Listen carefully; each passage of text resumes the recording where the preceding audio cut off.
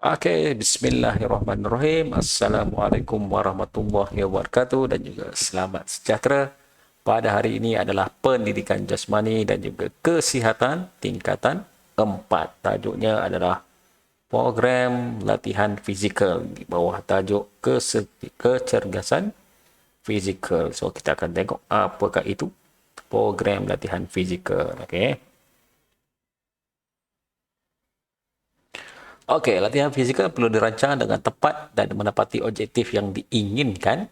Terdapat beberapa faktor yang perlu diambil kira. Latihan fizikal perlu dirancang secara sistematik dan saintifik. Latihan perlu dilakukan dengan berdisiplin serta mengikut prinsip-prinsip latihan bagi mendapatkan keputusan yang positif.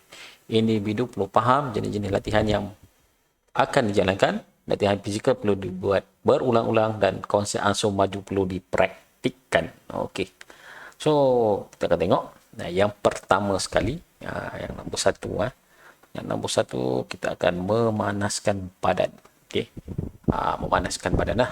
Latihan perlu dimulakan dengan memanaskan badan untuk merangsang sistem fisiologi badan bagi mengadaptasi dengan keperluan perubahan sistem badan akibat latihan fizikal. Mula-mula memang kena panaskan badan supaya badan perlu bersedia untuk kita buat latihan fizikal. Tak ada badan tu terkejut. Bila terkejut, kita mudah mendapat kecederaan. Okay? Frekuensi kekerapan latihan bergantung kepada keperluan murid. So, kita nak apa pada hari itu, nak stamina, sama ada kekuatan otot atau nak daya tahan.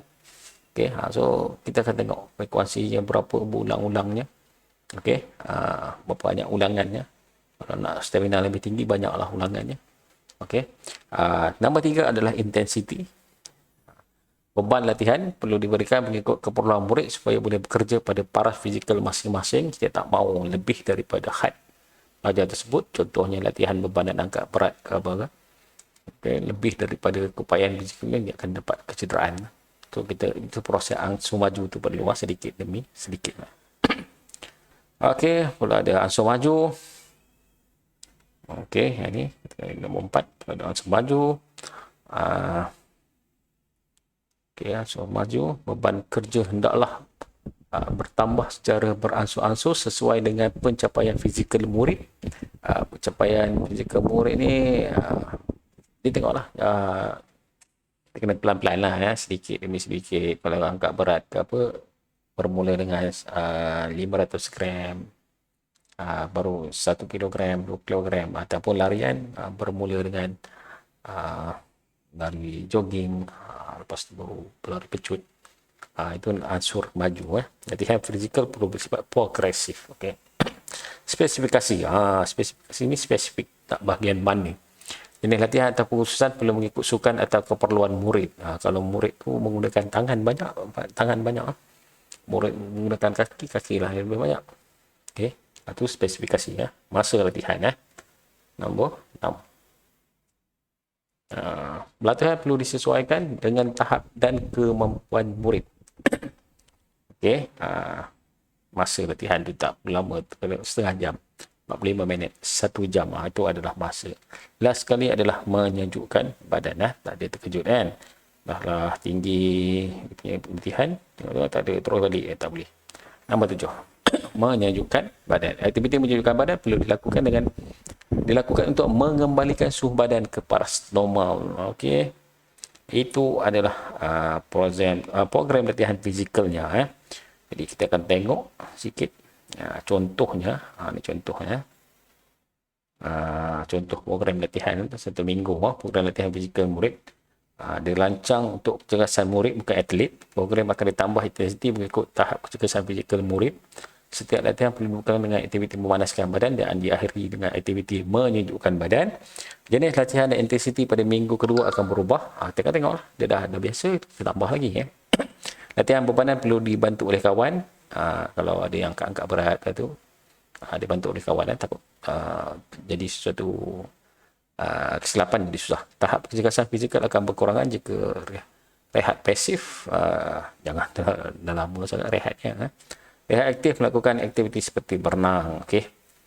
Rehat aktif ni maksudnya bukan kita tak berehat terus. Kita masih lagi melakukan senaman-senaman tapi jenis ringan.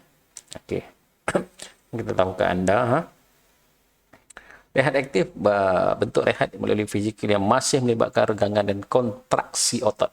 Contohnya melakukan aktiviti senaman ringan seperti berjalan dan beredah bersama-sama ahli keluarga. Rehat pasif, rehat tanpa melakukan aktiviti yang melibatkan regangan otot. Contohnya menggunakan latihan mental, pembayangan gambar dan membaca. Okay, itu adalah contohnya. Okey, ini adalah contoh untuk latihan 1 minggu bagi latihan kecergasan. Ini adalah 1 minggu daripada Isnin sampai Ahad. Tengok ni kita boleh buat fat legs ke 20 minit terus ringan. Latihan untuk latihan bola segar intensity sederhana 30 minit. Latihan regangan flexibility. Okey, so ni dah susun macam ni kaedahnya. So ada yang 40 minit, ada 20 minit, ada 40 minit, ada 60 minit, ada 60 minit rehat. Tapi jalan-jalan juga jogging, tak perlu buat rehat latihan-latihan beginilah. Okey, so ada konsep ansur maju dekat situ. Cara apa yang perlu dilakukan, boleh mengikut sesuai pelajar, ikut apa yang pelajar perlukan. Okey, itu saja kelas PDPR kita pada hari ini. Kita akan jumpa pada kelas yang akan datang. Sekian dulu daripada saya. Terima kasih.